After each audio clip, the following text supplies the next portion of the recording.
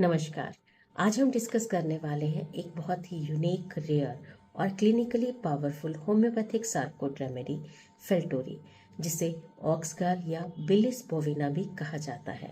फेल्टोरी directly Woakes के गाल से प्रिपेयर की जाती है और इसका प्राइमरी स्फीयर ऑफ एक्शन है लीवर पर, गॉल ब्लैडर, बाइल सिक्रीशन और इंटेस्टाइनल पेरिस्टालसिस।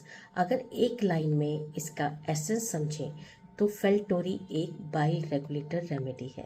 ये डिस्टर्ब बाइल रिदम को रिस्टोर करती है और डाइजेस्टिव सिस्टम को फिजियोलॉजिकल बैलेंस में वापस लाती है।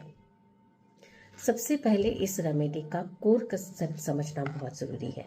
बाइल डाइजेशन के लिए एसेंशियल है, स्पेशली फैट्स के डाइजेशन के लिए।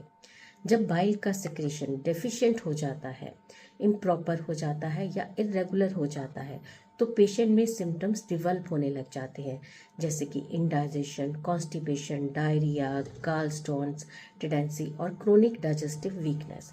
फेल्टोरी इसी फंडामेंटल डिस्टर्बेंस पर काम करती है। मेंटली फेल्टोरी का पेशेंट इरिटेबल, पीविश और इजीली एनॉयड होता है, लेकिन एक पिक्यूलियर कॉन्ट्राइंडिकेशन ये है कि अनप्लेजेंट इम्प्रेशंस उसको डीपली अफेक्ट नहीं करते हैं। यानी इरिटेबिलिटी है, लेकिन इमोशनल सेंसिटिविटी उतनी इंटेंस नहीं होती जितनी हम नक्स वोमिका या इग्निशिया में देखते हैं। अगर हम हेड सिम्टम्स देखें तो फेल्टोरी का एक वेरी स्ट्रॉन्ग की नोट है राइट साइडेड हेडेक, जो स्पेशली राइट टेम्पल से स्टार्ट होता है और ऑक्सीपिट और नेप ऑफ नेक तक एक्सटेंड करता है। ये हेडेक मॉर्निंग में बहुत ज़्यादा होता है और प्रेशर से एग्रावेट होता है। और इसी रेमेडी की स्पेशल एफिनिटी है नेप ऑफ नेक, जहाँ स्टिफनेस, टेंशन और पेन मिलता है। अगर हेडेक और नेक स्टिफनेस डाइजेस्टिव डिस्टर्बेंस के साथ हो तो फेल्टोरी स्ट्रांगली इंडिकेट होती है। डाइजेस्टिव सिस्टम में फेल्टोरी का एक्शन सबसे ज़्यादा प्रोमिनेंट है। पेशेंट को इंक्रीज थ्रस्ट, टेस्टलेस इरेक्टेशंस, स्टमक में गर्गलिंग, एब्डोमेन में लाउड ड्रम्बलिंग फील होता है। सबसे इम्पोर्टेंट फीचर है वायलेंट पेरिस्टालसिस, यानी इंटेस्टाइन्स में एक्सेसिव मूवमेंट।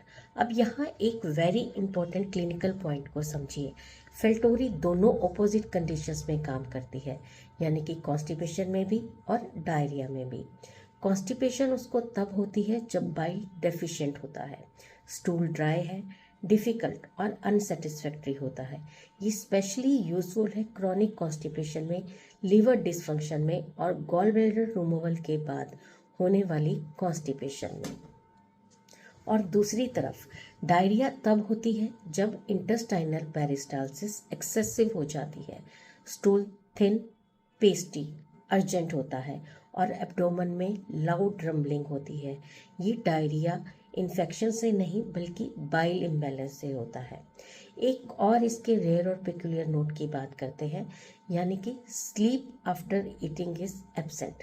नॉर्मली बहुत से पेशेंट्स को खाने के बाद नींद आती है, लेकिन फेल्टोरी पेशेंट में ये टेंडेंसी एब्सेंट होती है। ये एक हाई वैल्यू प्रिस्क्राइबिंग सिम्टम है।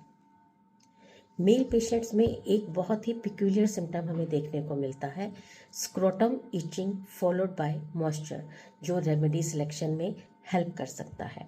अब बात करते हैं इसके रेस्पिरेटरी सिफियर की। रेस्पिरेटरी सिफियर में फेल्टोरी का इम्पोर्टेंट रोल है। पेशेंट रात को 3 बजे ब्रेथलेसनेस के साथ उठता है, चेस्ट में कंस्ट्रिक्शन फील करता है और लाइंग पोजीशन टॉलरेट नहीं कर पाता है। पेशेंट को बैठने और डीप ब्रीदिंग से रिलीफ मिलता है। ये स्पेशली यूजफुल है जब अस्थमा, डाइजेस्टिव डिस्टर्बेंस और बाइल डिसफंक्शन से लिंक्ड हो। क्लिनिकली फेल्टोरी का एक और बहुत पावरफुल एप्लीकेशन जो है वो है fat intolerance. Patient fatty food digest नहीं कर पाता है, फैट खाने के बाद हैवीनेस, डायरिया या इंडाइजेशन हो जाता है। ये रेमेडी स्पेशली यूजफुल है उन पेशेंट्स में जिनका गॉल ब्लैडर रिमूव हो चुका है और अब वो फैट्स डाइजेस्ट नहीं कर पा रहे हैं। गाल स्टोन टेंडेंसी में भी फेल्टोरी बहुत यूजफुल है, स्पेशली प्रिवेंशन और क्रॉनिक बिलियरी डिसफंक्शन में भी। इस रेमेडी का हिस्टोरिकल यूज भी बहुत इंटरेस्टिंग है।